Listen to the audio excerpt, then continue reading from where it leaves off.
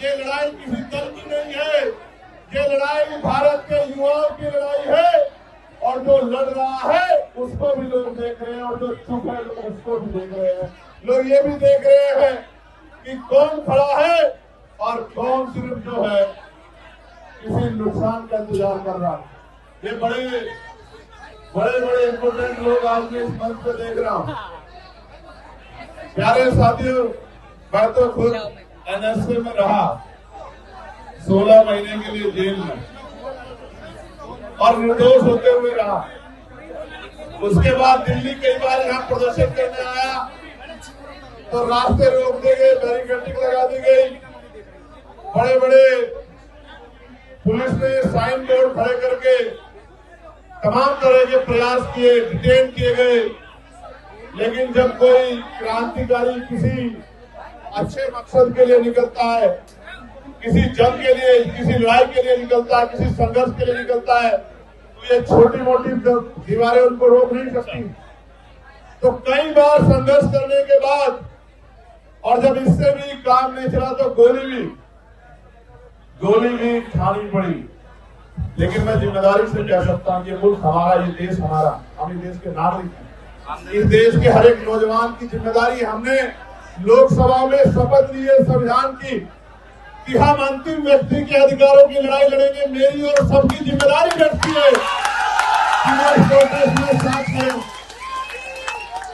आप महसूस करके देखो, देश की हर मां चाहती है कि चंद्रशेखर आजाद और भगत सिंह पैदा हो, लेकिन हो पड़ोसी के हाथ में उनको साथ देने।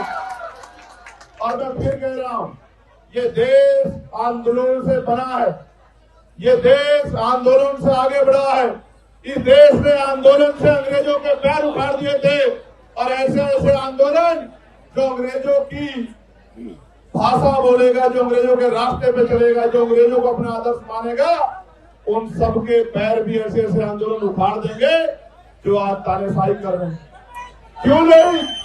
वो मैं जानना चाहता हूं कि धर्मेंद्र प्रधान जी को क्यों नहीं जा रही आवाज, प्रधानमंत्री जी को क्यों नहीं जा रही आवाज, गृह मंत्री जी को क्यों नहीं जा रही आवाज, और वो सरकार किसका इंतजार कर रही है कि ये शख्स इस मंच पे बैठा है, ये शख्स जो है, जो एक वैज्ञानिक है, जो एक पर्यावरण का मित्र है, जो देश की धरोहर है, वो मर जाए। इस देश की बात का इंतजार कर रही है सरकार, या इंतजार कर रही है कि कुछ बॉम्ब्स आके यहाँ पत्थर फेंक दे, डंडा चला दे, या कोई भीड़ आके इस आंदोलन में हिंसा कर दे, ये आंदोलन बर्बाद हो जाए। मैं अपने साथियों को बहुत सचेत होकर चलाने की आवश्यकता है। अब तक जैसे आपने चलाया, आपकी बहादुरी को हम लोग सलाम करते हैं। अब तक जैसे आपने चलाया, मैं आपकी बहादुरी को सलाम करता हूँ। और मैंने देखा इस तरपाल के लिए पैर पकड़ने पड़े भाई, इस तरपाल के लिए पैर पकड़ने पड़े यहाँ रुकने के लिए। लास्ट बार पहलवान बेटियों का आंदोलन हुआ था यहाँ, मेरे आज भी याद है, जब ये आंदोलन लंबा चला था। उसके बाद ये दूसरा आंदोलन, और कहा गया मुझसे भी कल इन्होंने कहा कि टीम ने कि भैया 20 तारीख को कूच करेंगे हम लोग। 20 को ही करोगे पक्का? उद्धव ठाकरे साहब ने अपील की है राहुल जी से कि आपको देश हित में, जनहित में सोनम वांगचुक की किसी भी कीमत पर उनकी जान की रक्षा करनी है। उनका अनशन तोड़वाना जनहित में, देश हित में बेहद जरूरी है।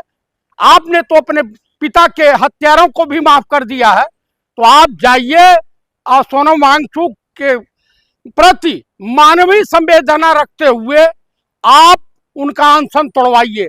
क्योंकि ये जालिम सरकार, हत्यारों की सरकार, बेशरम सरकार, बेरहम सरकार, ये जान लीजिए कि ये किसी की हितैषी नहीं है।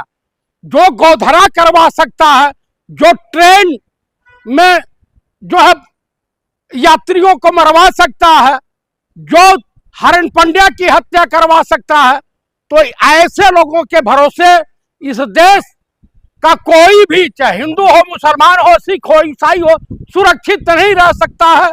इस देश ने कांग्रेस को हरा करके, कांग्रेस का कुछ नहीं बिगाड़ा लेकिन देश का बिगाड़ दिया। आप मुझे बताइए कि ये वो जालिम सरकार है जो मंदिर को भी लूट रही है और देश के खजाने को तो इन्होंने चंपत लगा दिया। और हाँ, सोनम वांगचुक एक शिक्षाविद है, पर्यावरणविद है और ये अच्छे इंसान है। उसके बाद तो इनकी सरकार क्यों नहीं मान रही सोनम वांगचुक की बात? नहीं मानेगी भाई, यह हत्यारों की सरकार है, देशद्रोही और गद्दारों की सरकार है, नहीं मानेगी। मैं राहुल जी से हाथ जोड़ करके प्रार्थना करता हूं कि आप जंतर मंतर पे जाएं और सोनम वांगचुक जी का किसी तरीके से अनशन आप तोड़वा दें। तो बहुत सारे नेता तो चाह रहे हैं, लेकिन फिर भी सरकार को फर्क थोड़ी पड़ रहा है। नहीं, राहुल जी जब चले जाएंगे तो उससे पूरे देश में जो संदेश युवाओं के बीच जाएगा, आम इंसानों के बीच जाएगा, वो काबिले तारीफ होगा कि मानवीय संवेदना रखने वाले देश के सच्चे हितैषी नेता प्रतिपक्ष माननीय श्री पंडित राहुल गांधी जा रहे हैं और इन्होंने अनशन तोड़वाया। क्या सोनम वांगचुक की जान लेकर ही रहेगी ये सरकार? ये एकदम, इसको किसी के कोई मरे या जिए उससे कोई सरकार को फर्क नहीं पड़ता। तो कुल मिलाकर के मैं यही कहूंगा कि सरकार में क्यों है ये सरकार? ये सरकार जूताखोर सरकार है।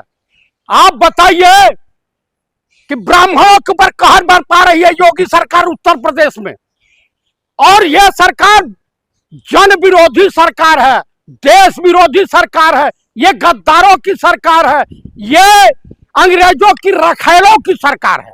क्या बात कर रहे हैं आप? इतना क्यों घटिया बयान दे रहे हैं? अरे घटिया बयान है ये, जो सत्य है सत्य है। इनके पूर्वज जो है अंग्रेजों की दलाली करते थे, तलवे चाटते थे। तो सरकार तो एक बार कह दी कि नीट पे जो हुआ तो उसको तो मान ली, तो फिर इतना आंसर करने की जरूरत? कौन सा मान ली? अरे धर्मेंद्र प्रधान को पब्लिक के भी छोड़ दीजिए, पब्लिक उनकी हथौड़ियां फाड़ देगी। क्यों हिंसक बयान दे रहे हैं आप? न हिंसक बयान है। तुम जो है दंगे फसाद करवाओ, जो तुम जो है सीआरपीएफ के जवानों को मरवाओ, बम विस्फोट करवाओ, आतंकवाद फैलाओ, नफरत फैलाओ,